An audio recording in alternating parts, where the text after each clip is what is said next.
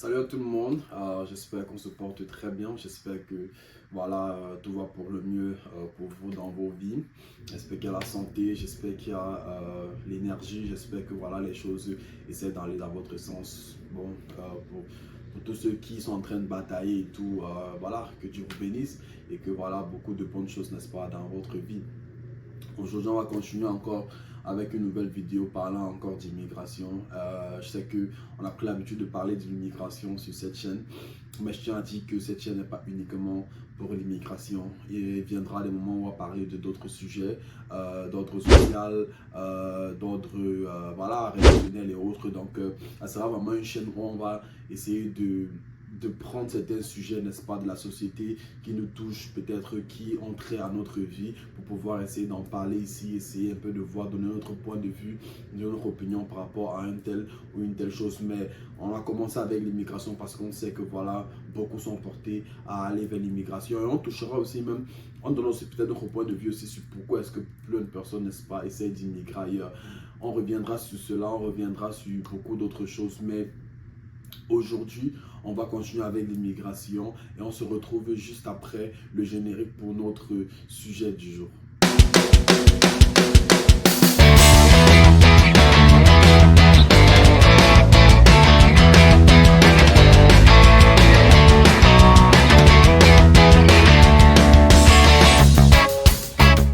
Salut, comme j'ai dit, on continue avec l'immigration aujourd'hui et aujourd'hui on va parler des avantages de la résidence permanente. Je sais qu'à dire comme ça, on se dit voilà, comment est-ce qu'on peut avoir des désavantages à être résident permanent. On est déjà résident permanent, c'est ce que on aspire peut-être pour la majorité, pour ceux qui sont au Canada, pour ceux qui sont à l'est du Canada. Beaucoup aspirent à avoir la résidence permanente. On se dit que bon, quand même la résidence permanente, il n'y a que du bon, il y a que du bonheur à être résident permanent. Il n'y a pas de quelque chose de négatif à cela. Mais je vais dire que effectivement, il peut avoir pas de négatif, quelque chose de négatif à être résident permanent, mais je vais dire il peut avoir aussi ses limitations. Je veux dire voilà, donc ça veut dire euh, comme on peut dire des avantages, limitations. Donc c'est pas beaucoup quelque chose de négatif d'être résident permanent, mais il peut avoir des limitations à la résidence permanente. C'est ce qu'on va voir aujourd'hui. Donc, en tant que résident permanent, on a vu dans les vidéos précédentes ce qui parlait de comment appliquer pour la résidence permanente et les avantages des résidents permanents. On a vu que la résidence permanente, effectivement, ça te donne la possibilité de jouir de ces avantages au Canada. Ça te donne la stabilité au Canada, de rester au Canada de manière permanente sans te soucier de quelque chose. Mais aujourd'hui, on va voir un peu quelques limitations de la résidence permanente. Donc, la première limitation de la résidence permanente qui est assez flagrante, c'est que quand tu es résident permanent, il y a un certain nombre de temps que tu peux pas faire à l'extérieur du Canada. Maintenant, dans les détails, je ne peux pas essayer de vous dire exactement comment ça se passe et tout, comment on calcule ça. Mais je sais qu'en général, étant résident permanent, normalement, la plus longue durée que tu peux faire hors du Canada, c'est 2 ans. Donc, en tant que résident permanent, tu dois faire maximum 2 ans hors du Canada. Lorsqu'on totalise à la fin des 5 ans, n'est-ce pas? Parce que la carte de résident permanent a une durée de 5 ans. Lorsque la carte de résident permanent vient à s'expirer, vous allez appliquer pour renouveler votre carte de résident permanent. Donc, vous ne renouvelez pas votre statut, vous renouvelez votre carte. Mais lorsque vous renouvelez votre carte, il peut y avoir, n'est-ce pas, des questions sur la durée de temps que vous avez fait au Canada pendant que vous étiez résident permanent, pendant la durée de cette carte-là. Donc, si on se rend compte que vous avez fait plus de 2 ans hors du Canada, n'est-ce pas, il peut arriver qu'on vous demande, voilà, pourquoi est-ce que vous avez passé beaucoup de temps hors du Canada, n'est-ce pas? Vous allez essayer de justifier, de donner des raisons par rapport à... Je ne dis pas que si vous avez fait plus de 2 ans au Canada, automatiquement vous retirez votre résidence permanente, non.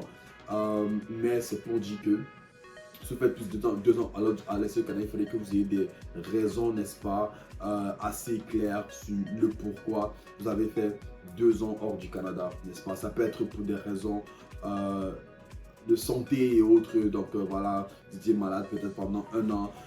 J'imagine pas aussi avec la Covid, au moment où on avait bloqué les frontières. Un Canadien qui est à l'extérieur, un résident permanent qui est à l'extérieur du Canada pourrait se retrouver coincé à l'extérieur du Canada vu que la frontière canadienne n'était pas ouverte. Donc voilà des choses comme ça. Ça peut être aussi pour le travail et autres. Donc il faut vraiment avoir une raison. Je ne peux pas vous dire quelle raison est valable, quelle raison n'est pas valable, parce que je ne travaille pas là-bas. Et si je travaille là-bas, je n'allais pas être en train de faire des vidéos comme ça. Donc voilà, je ne travaille pas là-bas, donc je donne juste mon point de vue, je donne juste ce que j'ai pu apprendre, n'est-ce pas, avec des amis qui étaient résidents, qui sont résidents permanents, avec des personnes qui sont résidents permanents, n'est-ce pas. J'essaie de partager ça avec nous pour nous cultiver, pour qu'on puisse avoir assez d'informations là-dessus lorsqu'on fait le processus, lorsqu'on est résident permanent, parce que on dit le savoir c'est la force, donc c'est bien de connaître pour pouvoir mieux se préparer. Donc voilà une chose. Après je pense qu'il y a aussi un règlement qui dit tu ne peux pas faire plus de 6 mois consécutifs hors du Canada étant résident permanent. Cette information, je ne suis pas sûr de cela, ça reste à être vérifié, mais il doit y avoir peut-être des choses dans ce sens-là. Lorsque vous sortez du Canada pour aller quelque part, n'est-ce pas, dans un autre pays ou bien quelque part d'autre, il ne faut pas faire plus de 6 mois, n'est-ce pas, hors du Canada sans revenir. Donc, il va falloir que tous les 6 mois ou bien moins de 6 mois, vous revenez avant de pouvoir essayer de repartir. Et maintenant, dans la globalité des 5 ans de la carte de résident permanent, vous ne pouvez pas faire plus de 2 ans, n'est-ce pas, hors du Canada. Si vous avez fait plus de 2 ans hors du Canada, n'est-ce pas, il va falloir que vous justifiez le nombre de mois ou le nombre d'années extra que vous avez fait hors du Canada.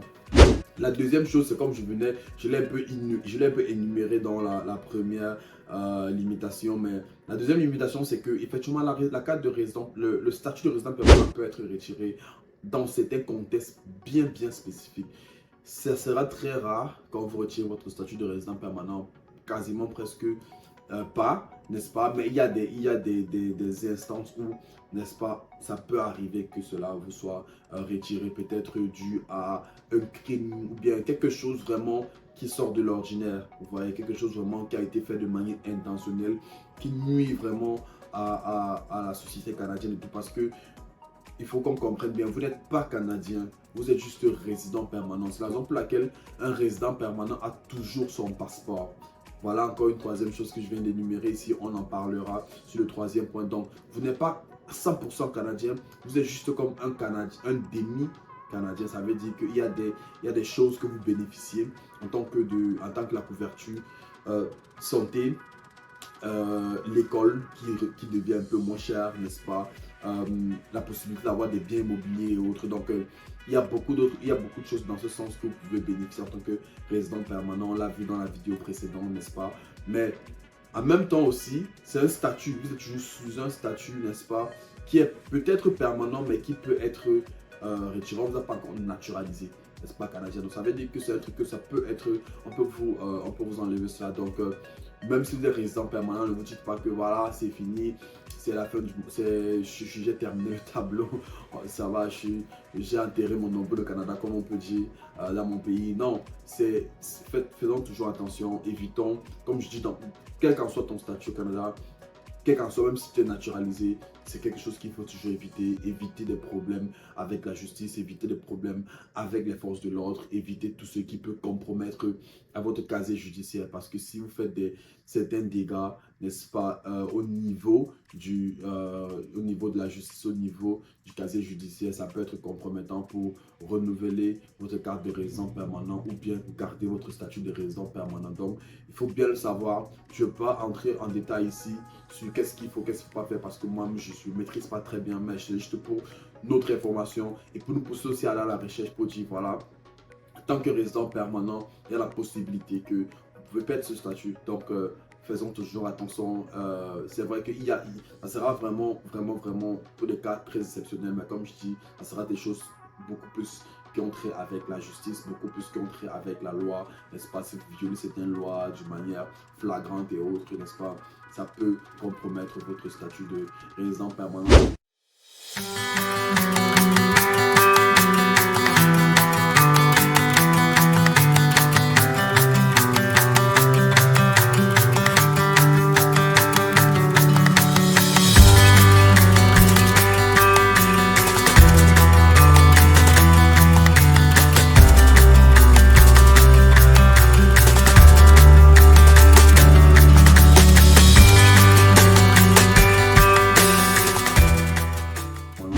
Chose, et comme je l'ai dit, je l'ai énuméré déjà, c'est le passeport. Effectivement, en tant que résident permanent, vous n'avez pas un passeport canadien. Donc ça veut dire que vous avez toujours le passeport de votre pays d'origine. Vous restez toujours citoyen de votre pays d'origine, mais vous avez des avantages d'un citoyen canadien. Mais vous n'êtes pas citoyen canadien, vous êtes citoyen de votre pays d'origine. Ça veut dire qu'il y a des choses comme peut-être la libre circulation. Par exemple, un Canadien aura la possibilité d'aller peut-être aux États-Unis sans visa, il aura la possibilité d'aller dans tel pays sans visa.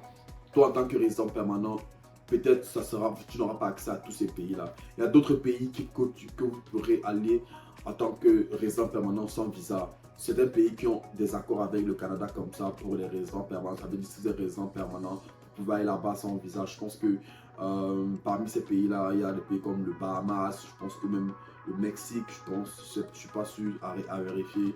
Peut-être la Jamaïque. Ça reste à vérifier. Mais il y a des pays beaucoup plus dans les Caraïbes que vous pourriez aller sans visa. Si vous êtes résident permanent, vous pouvez chercher sur Internet. On va vous montrer la liste des pays. En tant que résident canadien, vous pouvez aller sans visa. Donc, oui, mais en même temps, toujours, vous n'êtes pas canadien. Ça veut dire que si quelque chose arrive dans un pays, il ne faut pas...